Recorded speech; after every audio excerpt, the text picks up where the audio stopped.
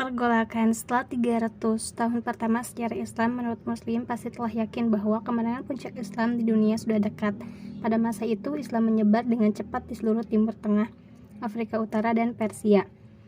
Pasukan Islam mengetuk pintu Prancis dan India saat ekspansi militer berhenti.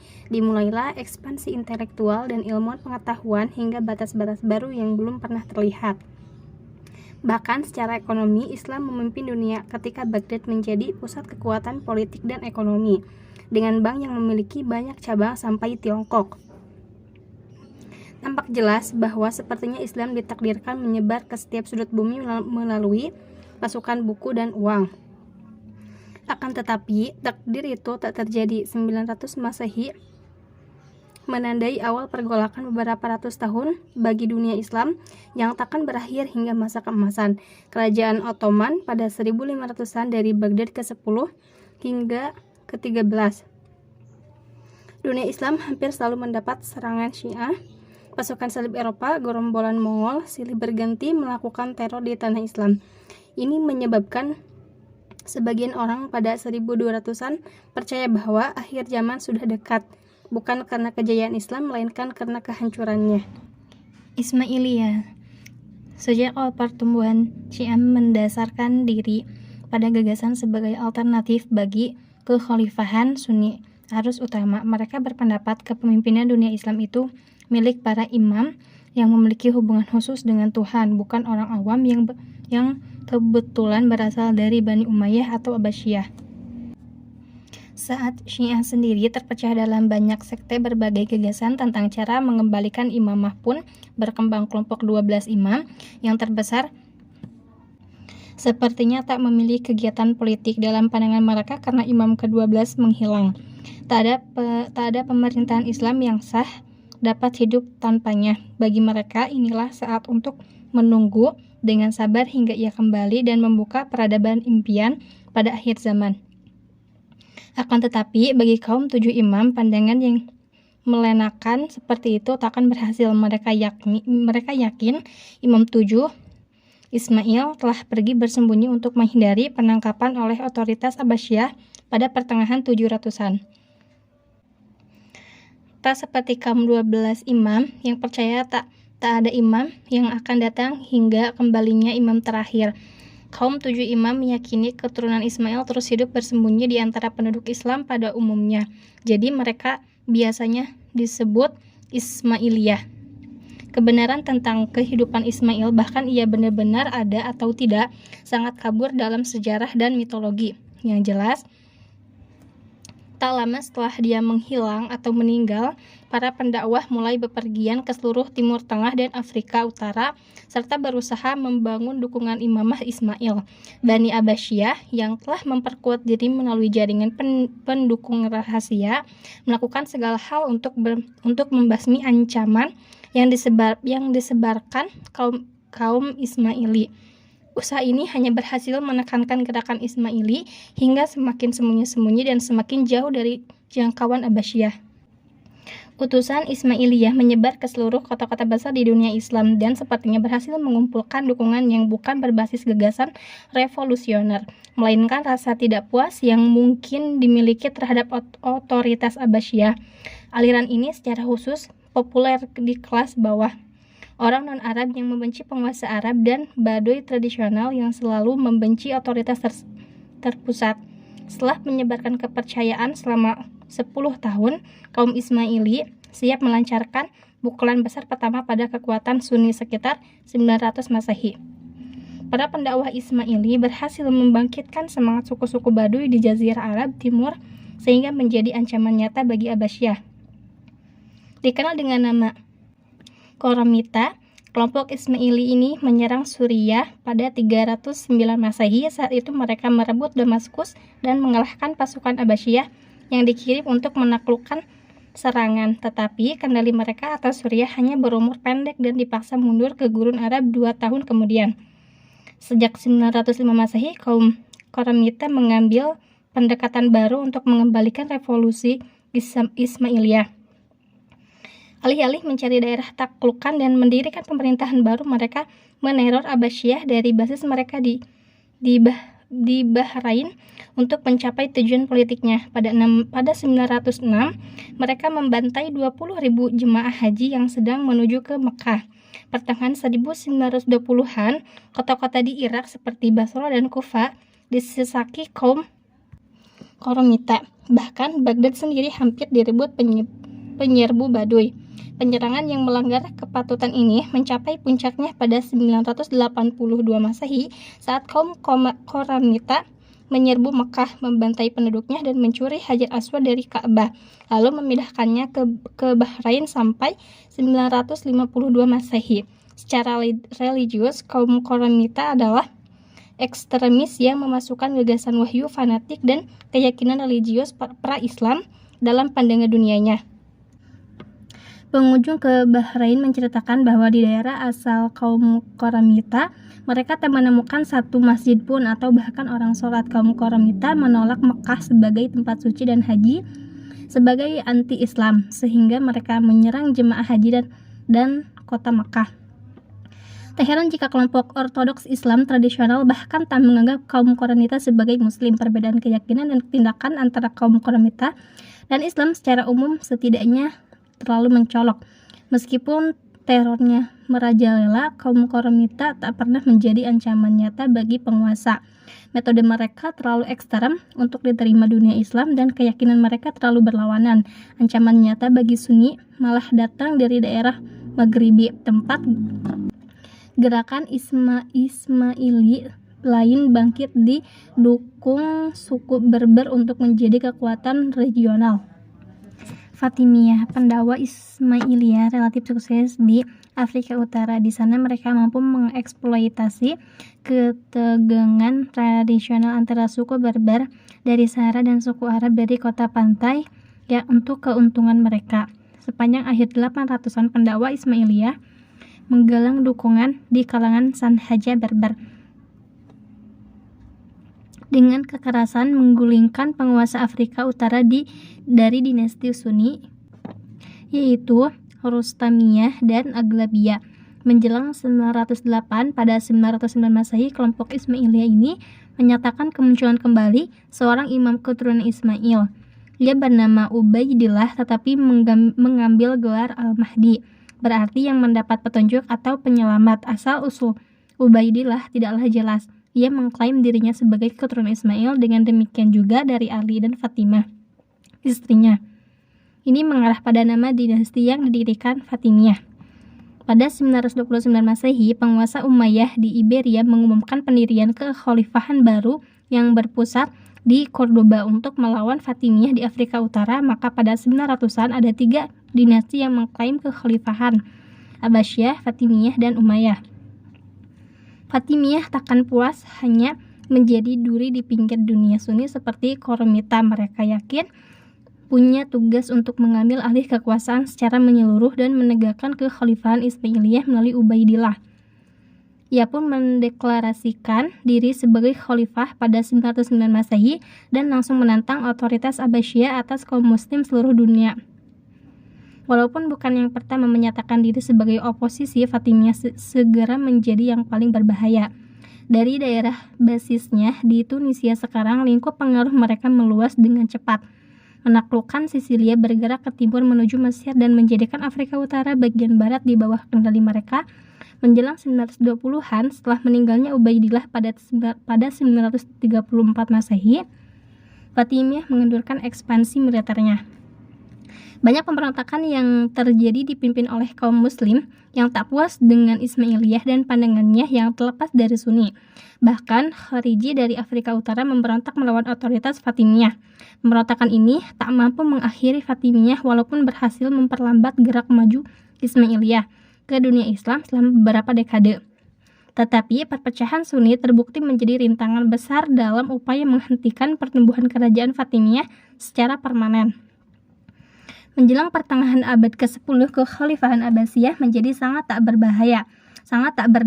Sepanjang abad ke-9 dan ke-10, desentralisasi politik yang diiringi kepemimpinan turun-temurun yang dipimpin para prajurit budak dari tanah Turki menyebabkan turunnya kekhalifahan.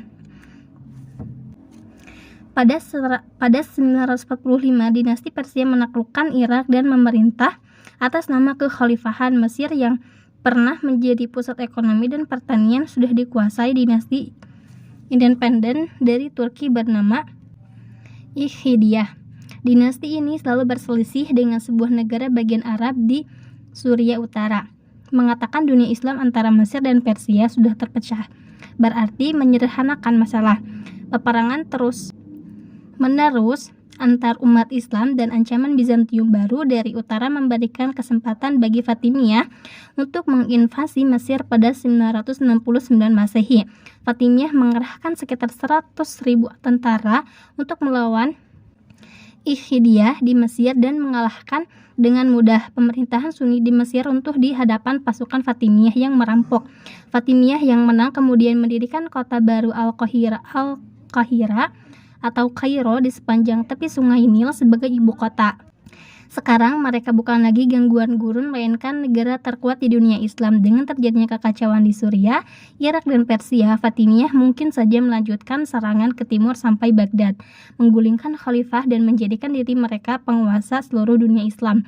Akan tetapi hal itu tak terjadi karena Fatimiyah harus menangani ancaman Bizantium di Suriah.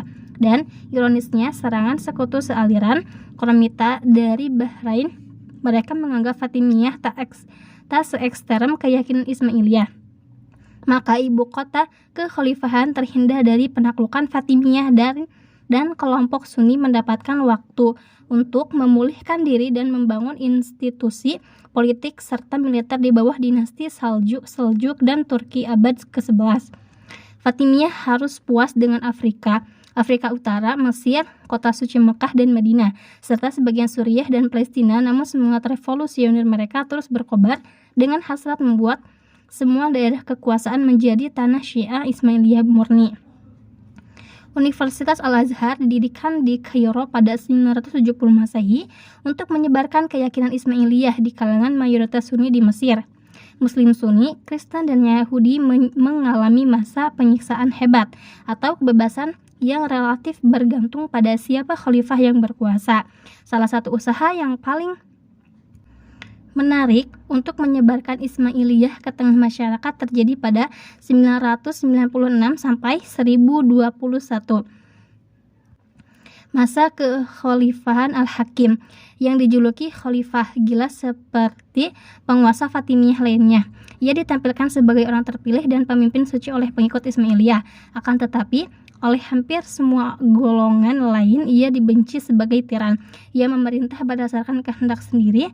Orang Kristen dan Yahudi begitu sedih saat ia memerintahkan penghancuran gereja dan sinagog di wilayah kekuasaannya, termasuk gereja Haldi Sepular yang diyakini sebagai tempat Nabi Isa dikuburkan dan akan bangkit kembali. Jaminan akan keselamatan gereja tersebut yang dibuat Umar pada 637 Masehi diabaikan dan tempat itu segera diratakan. Bahkan hanya orang Kristen yang mengalami penindasan, Muslim pun dilarang menjalankan sholat berjamaah sesuai norma Islam Sunni dan nama Khalifah Fatimiyah dimasukkan dalam sholat Jumat, mendorong orang-orang untuk cenderung pada Ismailiyah. Kaum Sunni dilarang masuk ke kota suci Yerusalem, demikian juga Kristen dan Yahudi. Hukum menindas Al-Hakim yang tak masuk akal meluas di luar agama. Suatu ketika seluruh anjing di desa dekat istana di Kairo dibunuh karena gunggungannya mengganggu sang khalifah. Ia menyatakan semua urusan harus dilakukan pada malam hari. Catur dilarang mungkin karena ia tak pandai bermain catur. Konsumsi mulukhiyah, makanan pokok Mesir, dianggap melanggar hukum. Ia bahkan menjatuhkan hukuman tahanan rumah pada ahli fisika besar Muslim, Ibnu Al-Haytham, karena kegagalan membangun bendungan di Sungai Nil yang melegakan banyak warganya. Kekuasaan Khalifah Gila ini berakhir suatu malam pada 1021 Masehi saat ia bepergian sendiri ke gurun dan menghilang secara misterius. Masa kekuasaan Al-Hakim berbeda dari yang lain karena kebrutalan dan penindasannya. Masyarakat di bawah kekuasaan Fatimiyah tak bisa digeneralisasi apakah mengalami toleransi atau penindasan. Tidak ada panduan hukum konkret yang mengatur hubungan pemerintahan Fatimiyah dan masyarakat serta dengan non-muslim. Hal ini tanpa kontras dibanding dengan pemerintahan Abbasiyah dan dinasti Sunni lain yang paling tidak secara formal terkait pada hukum Islam. Pada Khalifah Fatimiyah, sebagai manusia setengah dewa diperbolehkan menjalankan bentuk otoritas personal yang lebih besar, maka setiap khalifah baru bisa mengubah secara mendasar karakter dan kelakuan kerajaan yang terkadang mendatangkan malapetaka. Tanpa dasar hukum dan intelektualitas yang kuat, Fatimiyah dan keyakinannya tak pernah menarik bagi rakyat. Aliran Ismailiyah diturunkan menjadi milik elit politik, sementara penduduk Mesir, Suriah, dan Afrika Utara tetap kukuh menjadi Muslim Sunni, tanpa dukungan luas dan hambat oleh perubahan kebijakan radikal setiap suksesi. Kekuasaan Fatimiyah lambat laun menurun selama abad ke-11 dan ke-12. Akhirnya mereka disingkirkan Saladin dalam Perang Salib, konflik lain yang membawa bencana bagi dunia Islam. Perang Salib mungkin tak ada konflik dalam sejarah Barat dan Islam yang begitu penuh emosi seperti Perang Salib. Konflik itu sendiri berkisar di kota Yerusalem, tempat suci bagi Yahudi, Kristen, dan Islam. Bagi orang Kristen, disinilah Yesus berdakwah, disalib, dan bangkit kembali. Bagi orang Islam, kesuciannya bersumber dari keyakinan bahwa Nabi Muhammad menerima mukjizat bepergian dari Mekah ke Yerusalem dalam satu malam, kemudian dari Yerusalem naik ke surga untuk berbicara dengan Tuhan. Selama Perang Salib, kenangan akan kejadian tersebut ribuan kali dibangkitkan kembali oleh para raja, sultan, jenderal, pendeta, dan imam untuk mengumpulkan orang-orang beriman di kedua pihak guna merebut kota itu. Dimulai pada 1095 Masehi, terjadilah 200 tahun konflik yang akan mengubah Eropa Kristen dan dunia Muslim secara fundamental. Pendorong Perang Salib dimulai jauh dari Yerusalem, di Asia Tengah. Di sana orang Turki telah hidup selama ribuan tahun sebagai masyarakat suku nomaden yang ditakuti karena ketangguhannya dalam pertempuran. Dinasti Abbasiyah memanfaatkan keterampilan orang Turki dalam peperangan dengan merekrut jenderal dari Asia Tengah untuk mengabdi dalam kekuatan militernya sejak awal abad ke-9. Migrasi massal orang Turki segera terjadi begitu suku tersebut keluar dari Asia Tengah dan masuk ke dunia Islam. Saat berimigrasi, suku Turki masuk Islam dan mendirikan negara bagiannya sendiri di tengah kekacauan politik abad ke-10. Yang terbesar adalah kerajaan Seljuk Agung yang didirikan pada 1037 Masehi. Seljuk mendirikan negara stabil yang membentang dari Suriah ke Asia Tengah. Saat itu era kekuasaan Abbasiyah tinggal kenangan, tetapi Seljuk mengambil peran sebagai pelindung kekhalifahan yang masih berkubu di istana mereka di Baghdad. Sebagai Muslim Sunni yang teguh, Seljuk bahkan mampu menjadi penyeimbang Fatimiyah dan mencegah ekspansinya pada abad ke-11. Seljuk mendirikan sekolah Nizamiyah di Baghdad pada akhir abad ke-11. Inilah universitas terbesar abad pertengahan dan diselenggarakan tanpa pungutan biaya. Pada 1071 Masehi, Seljuk memenangi pertempuran penting melawan Bizantium di Anatolia Timur. Pertempuran Manzikert membuat Bizantium tak mampu lagi mempertahankan Anatolia secara utuh. Pada tahun berikutnya setelah pertempuran itu, sedikit demi sedikit Seljuk berekspansi ke barat di seluruh semenanjung sampai mereka muncul di pantai yang berhadapan dengan Konstantinopel, lalu mengancam masuk ke kota kerajaan dan sekitarnya. Kaisar Bizantium Alexios menyadari pihaknya tak mampu memerangi Turki sendiri.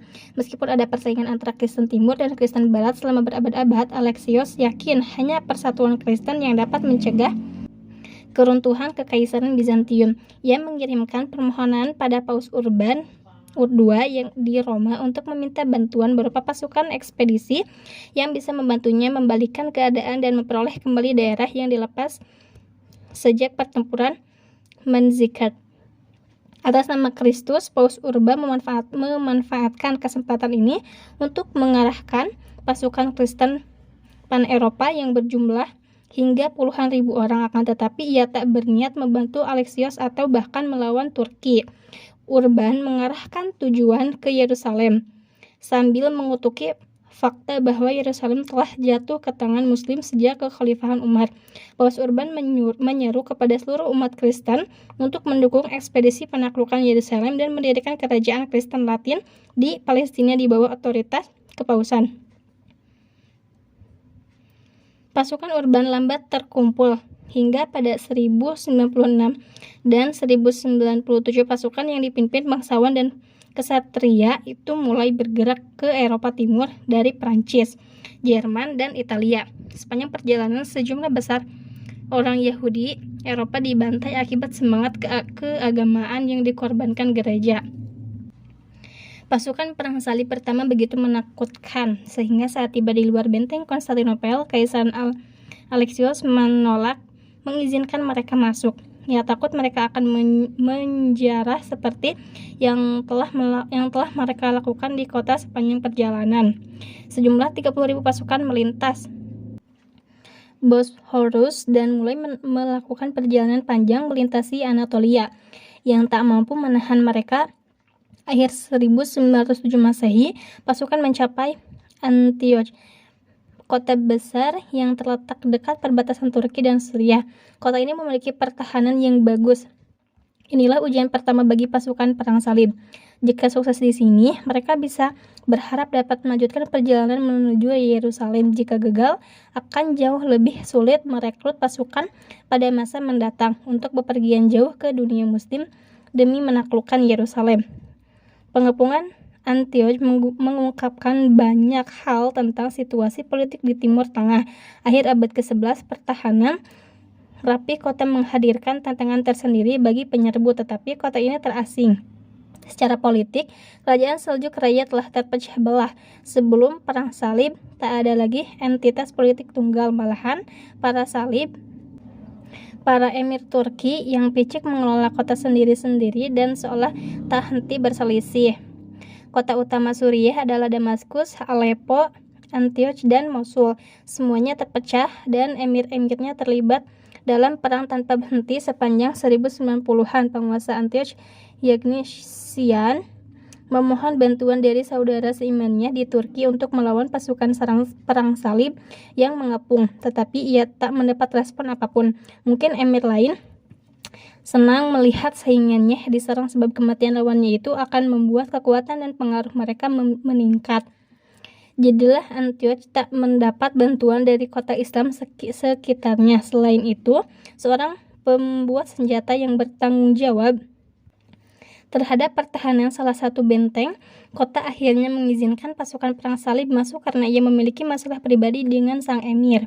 Begitu pasukan perang salib merebut kota, seluruh penduduk dibunuh. Pembantaian Antioch dan kota-kota lain sepanjang jalan ke Yerusalem dengan paling tidak satu insiden kanibalisme menghadirkan teror bagi wilayah sekitarnya. Para emir muslim berusaha keras menghindari konflik dengan pasukan perang salib.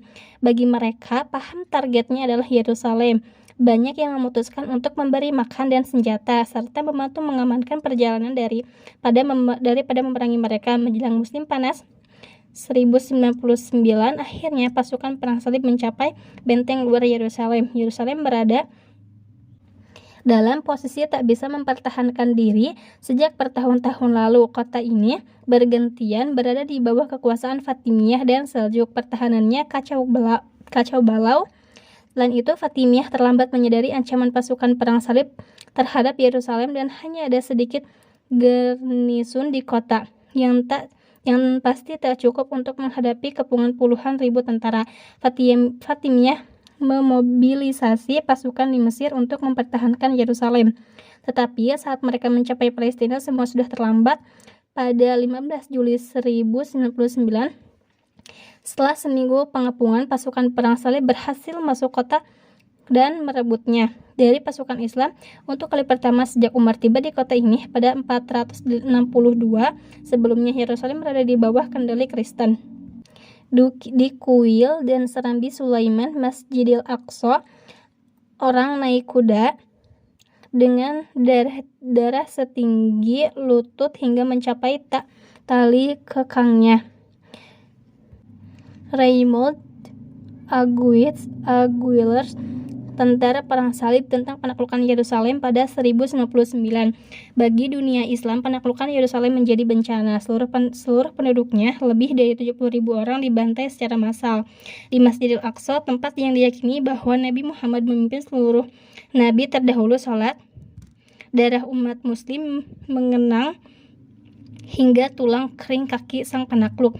Masjid dan sinagoge di seluruh kota dihancurkan, bahkan orang Kristen pun menderita saat pasukan perang salib mencari mereka untuk memaksakan Kristen versi Katolik alih-alih Kristen Yunani tradisional, Georgian, Armenia, dan gereja lain di kota itu.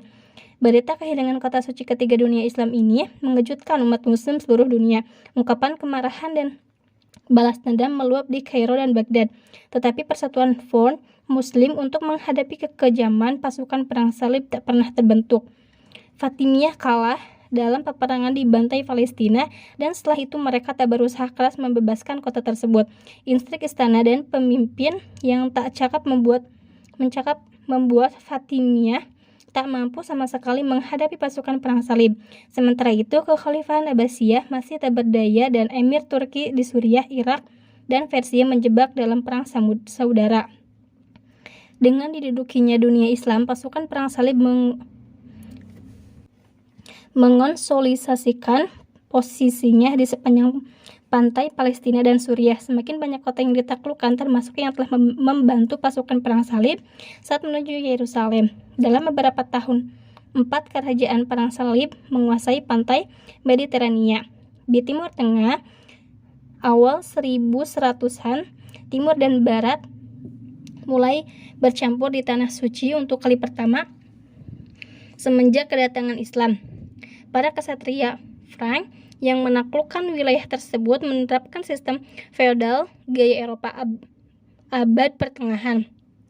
Saat tentara perang salib mengurangi jumlah penduduk di perkotaan, desa-desa sekitarnya hampir tak tersentuh dan menjadi milik para ksatria Eropa.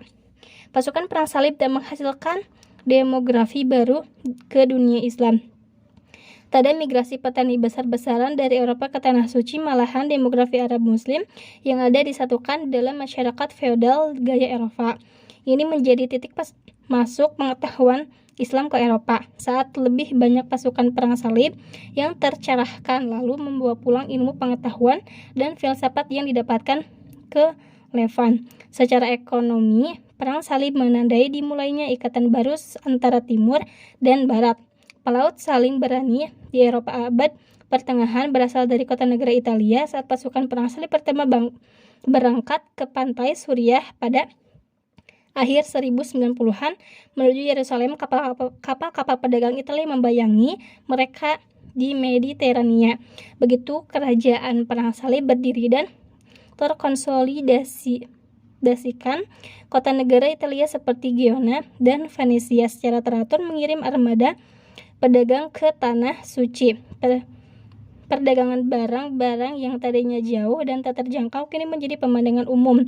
Hasilnya, gelombang pemasukan kekayaan ke semenanjung Italia dan ke tangan para keluarga pedagang di kota-kota utama. Kekayaan dan pengetahuan yang didapat dari penerjemahannya karya ilmiah Islam nantinya akan mendorong Renaissance pada abad ke-14. Selanjutnya, kekayaan dan kekuasaan yang didapatkan membuat negara kota menjadi lawan berat bagi Kekaisaran Ottoman pada abad ke-15 dan ke-16.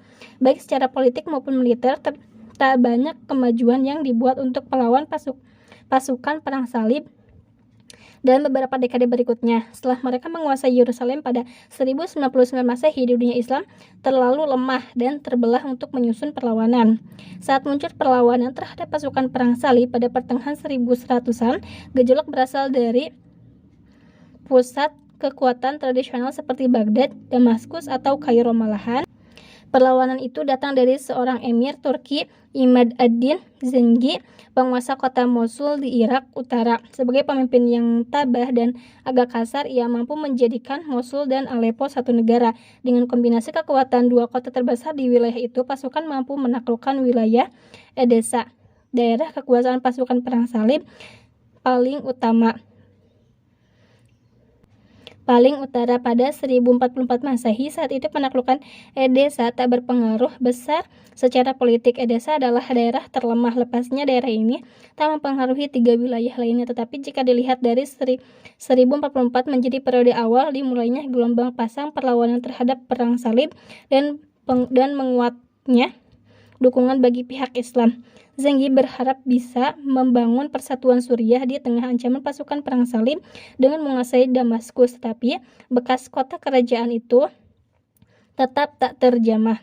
Paling kecil-kecilan antar emir Turki masih berlanjut dan emir Damaskus tak mampu menyerahkan wilayahnya begitu saja walaupun atas nama persatuan Islam. Ketika Imad ad-Din Zengi meninggal pada 1146, anaknya Nur ad-Din Zengi mengambil alih perjuangan untuk menyatukan Timur Tengah. Zengi mudah berhasil menaklukkan sebagian besar wilayah di sekitar Antioch pada 1149 dan pada 1154 ia menggulingkan Emir Damaskus dengan bantuan penduduk setempat yang sudah mengelak dengan persekutuan Damaskus dan pasukan perang salib. Seiring bersatunya Suriah di bawah dinasti Zengi, sepertinya pembebasan Yerusalem dan tanah pendudukan lain mulai tampak di Cakrawala, tetapi serangkaian kejadian yang aneh dan tak terduga mengalihkan perhatian Nur ad-Din pada Mesir dan kemunduran kerajaan Fatimiyah karena Suriah bersatu dan lebih kuat daripada sebelumnya. Sejak kematian kerajaan Saljuk Raya, pasukan perang salib harus menoleh ke utara jika ingin memperluas wilayahnya. Ini berarti mereka harus menyerang tanah kuno dan subur Mesir. Pada 1163, Raja Yerusalem memimpin invasi ke Mesir dengan dalih menolakkan Fatimiyah membayar upeti. Untuk melawan invasi ini, Wazir Agung Fatimiyah Syahwar yang telah digulingkan oleh kekuatan istana saingan tepat sebelum invasi memohon bantuan militer kepada Nur ad-Din Zengi. Ia mengantisipasi kalau pasukan perang salib mampu menaklukkan Mesir. Meskipun was-was dan ekspedisi ini, Zengi mengirim pasukan ke Mekah demi persatuan Islam dalam melawan pasukan perang salib dan mengembalikan kedudukan Syawar pada 1164 Masehi. Setelah berhasil mengalahkan pasukan perang salib, Syawar kembali menjadi wazir agung. Sepertinya aliansi antara Syiah Mesir dan Sunni Suriah akan segera menghancurkan kerajaan Yerusalem dari dua sisi. Tetapi begitu Syawar berkuasa kembali, ia berubah haluan. Ia menandatangani aliansi dengan pasukan perang salib yang baru saja diperangi untuk mengeluarkan pasukan Zengi dari Mesir. Pasukan Zengi terpaksa mundur ke Suriah dan kekuatan gabungan Fatimiyah perang salib pun menguasai Mesir. 4 tahun kemudian, pasukan perang salib kembali menginvasi Mesir, berharap bisa mencaploknya. Sekali lagi Nur ad-Din diminta bantuan demi persatuan Sunni Syiah untuk melindungi Mesir.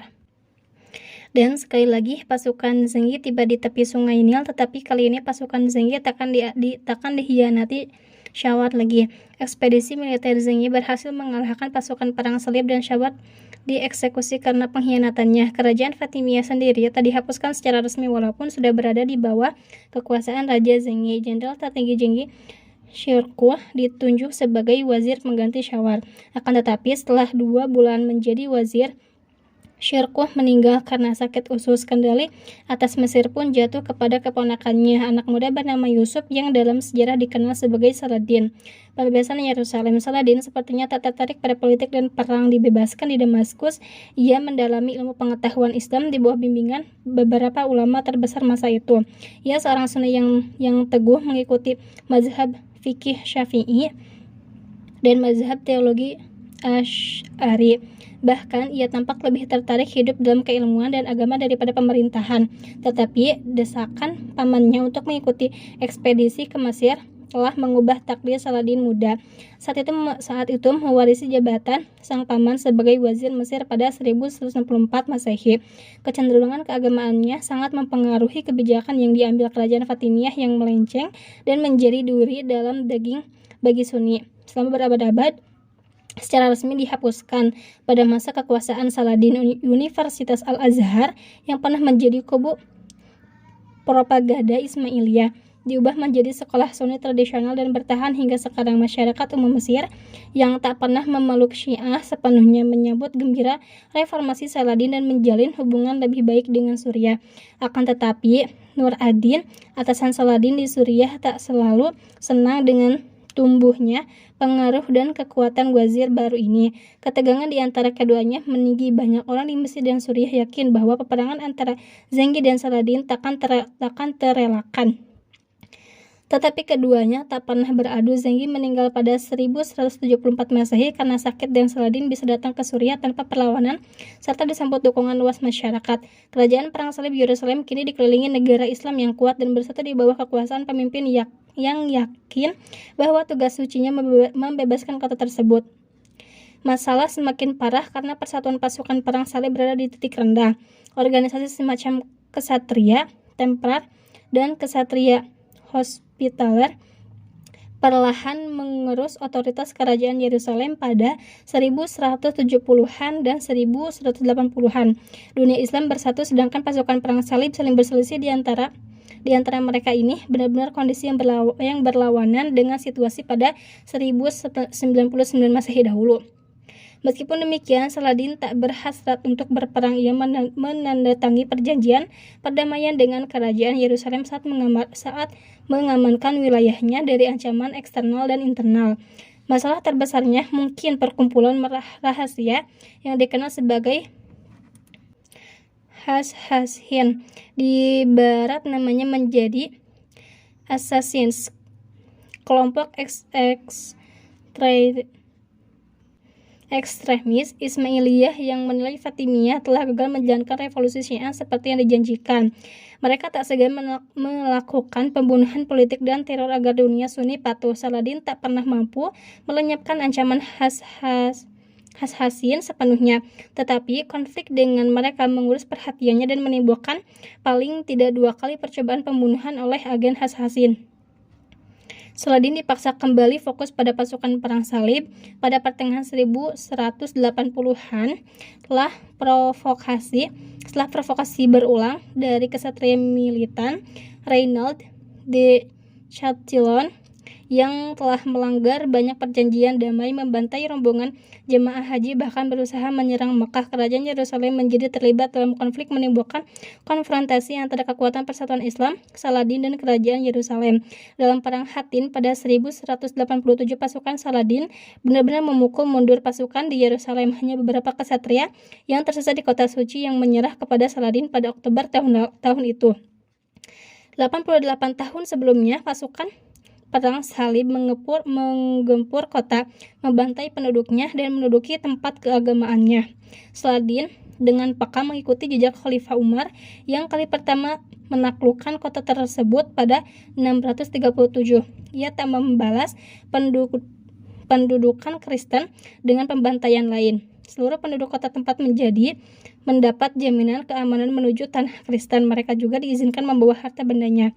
Situs Kristen di kota dilindungi dan ziarah diperbolehkan. Sikap mulia Saladin tak dilupakan oleh pasukan Kristen yang kalah. Legenda sifat kesatriaannya segera menyebar ke seluruh Eropa. Pertempuran berikutnya antara Saladin dan para raja perang salib, terutama Richard si Hati Singa, pun dipenuhi kisah saling menghormati antara Islam dan Kristen.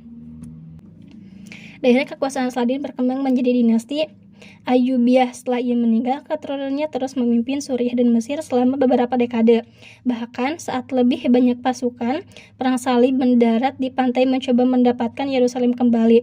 Perang salib berlangsung lebih dari 100 tahun setelah pembebasan Yerusalem, tetapi tak pernah menjadi ancaman utama bagi dunia Islam atau kendalinya atas tanah suci. Malahan timbul ancaman baru yang melebihi perang salib dalam hal ukuran dan luasan wilayah. Hanya 20 tahun setelah pembebasan Yerusalem oleh Saladin, seorang panglima militer bernama Genghis Khan mampu menyatukan berbagai suku Mongol di utara Tiongkok menjadi satu negara dengan tujuan ekspansi militer terus-menerus. Walaupun Genghis Khan berada jauh 5.000 km dari jantung dunia Islam, ekspansi yang dilakukan akan segera mengancam seluruh eksistensi Islam sebagai kekuatan politik.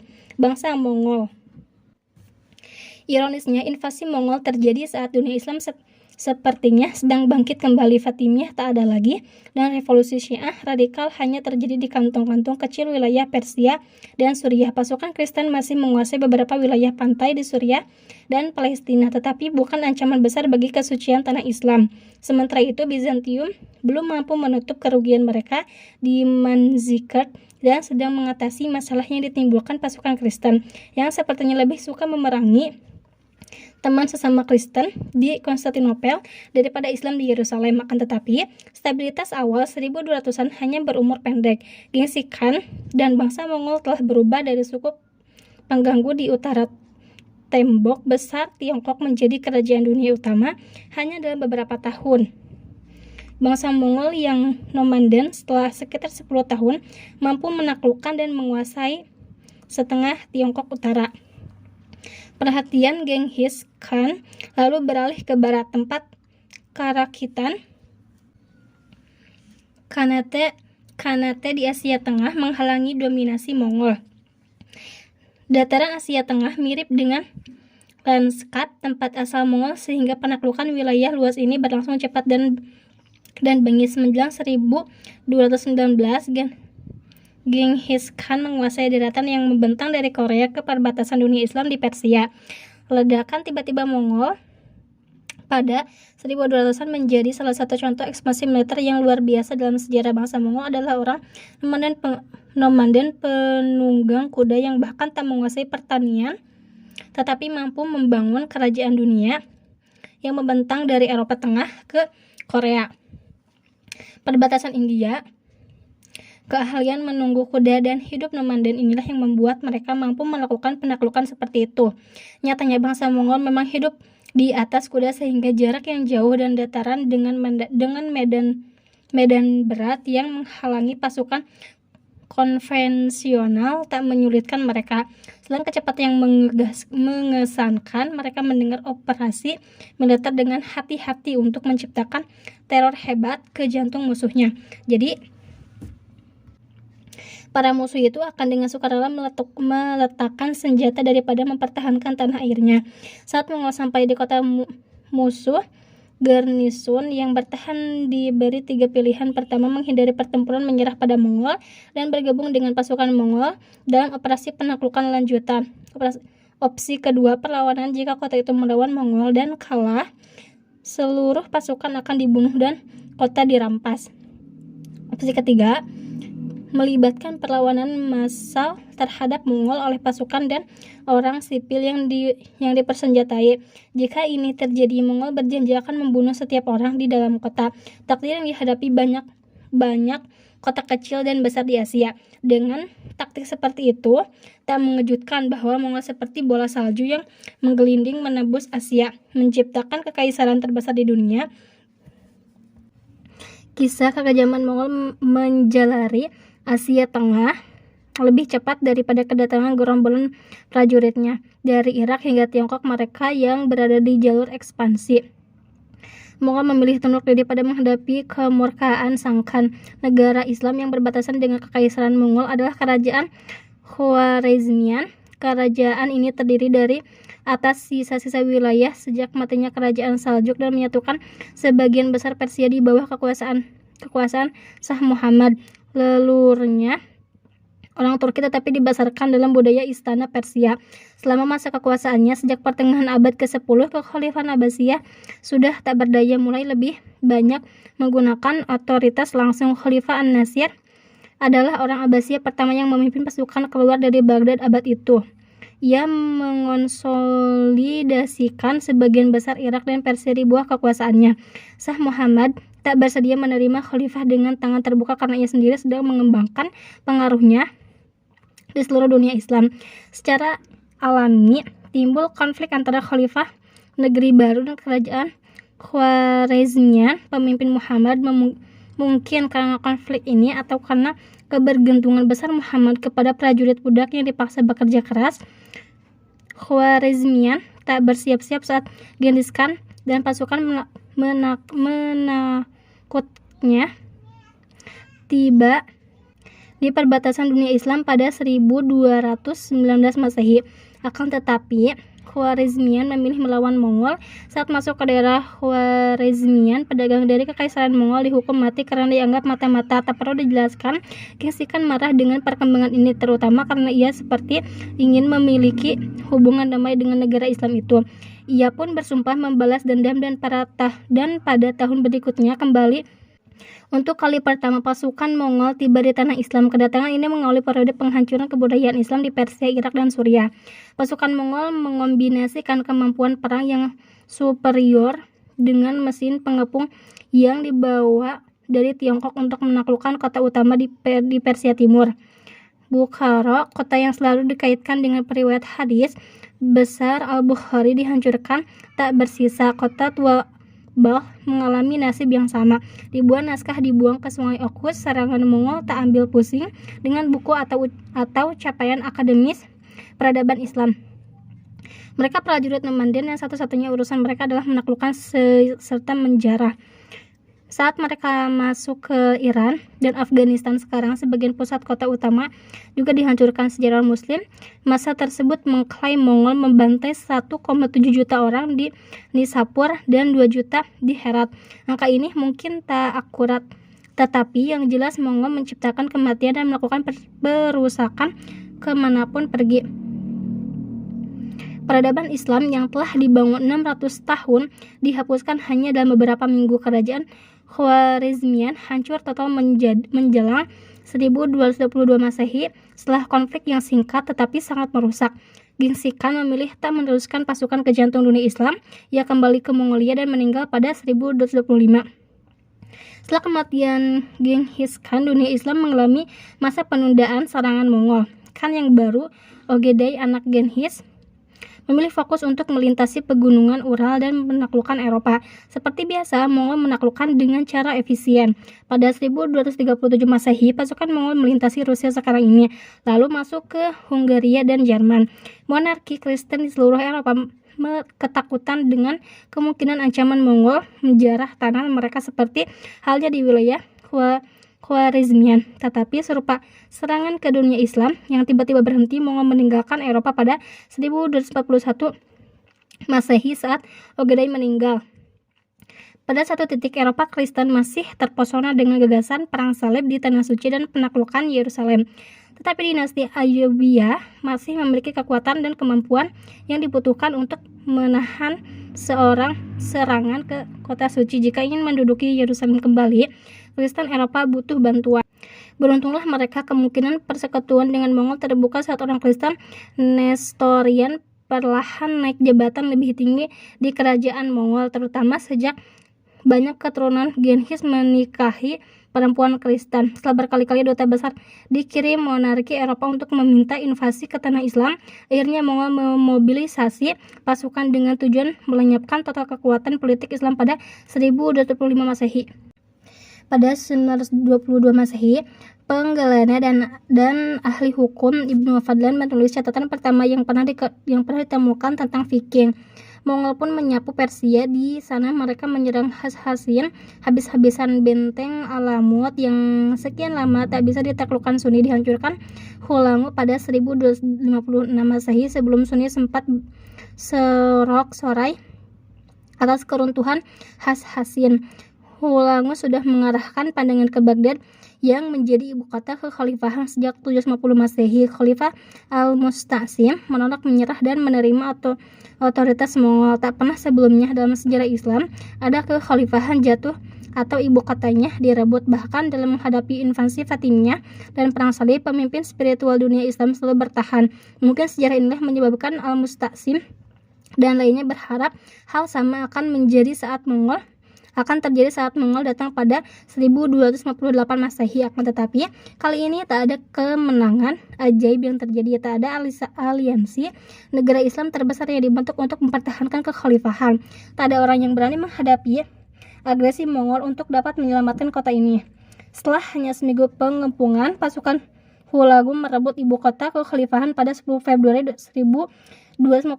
Penaklukan Baghdad menjadi salah satu peristiwa paling menghancurkan dalam sejarah Islam. Seperti biasa, pembebasan segera Pembantaian segera mengikuti kejatuhan kota Baghdad. Seluruh penduduk muslim dengan perkiraan berjumlah antara 200.000 dan sejuta orang terbunuh. Hanya bagian kota berpenduduk Kristen yang disisakan. Rumah hikmah kuno yang didirikan Al-Ma'mun untuk mendorong pembelajaran ilmu pengetahuan hingga batas baru pun rata dengan tanah. Buku-bukunya dibuang ke sungai Tigris. Tinta ratusan tahun itu ilmu pengetahuan membuat air sungai berwarna hitam. Ribuan karya matematika, ilmu pengetahuan, geografi, sejarah, teologi, dan jurisprudensi lenyap selamanya. Dengan kehilangan besar seperti itu, kita hanya mendapatkan sebagian karya ilmuwan besar zaman keemasan seperti Ibnu Al-Haytham, Al-Biruni, Ibnu Sina. Penemuan lain yang mungkin telah mereka dapatkan tetapi sebelum kita sadari dibuang ke sungai Tigris tak pernah bisa dibaca lagi. Selain ratusan tahun pengetahuan dihancurkan, khalifah sendiri ditangkap Hulagu, dibungkus dengan salah satu karpet mahalnya dan diinjak-injak sampai mati oleh penunggang kuda Mongol. Kekhalifahan Abbasiyah akan musnah seandainya tak ada anggota keluarga yang dilantik menjadi khalifah di Mesir. Tak lama setelah pembantaian, Khalifah Abbasiyah di Mesir berlangsung pada 1517 Masehi di bawah otoritas Mamluk. Tetapi khalifah ini sekedar boneka yang tak pernah lagi memegang kekuasaan sejati. Penghancuran Baghdad lebih dari penaklukan sebuah kota. Inilah akhir pusat politik, pengetahuan, dan keagamaan yang tak pernah terbayangkan oleh dunia Islam. Tentu saja Mongol tak berniat berhenti di Baghdad. Hulagu terus maju ke Suriah.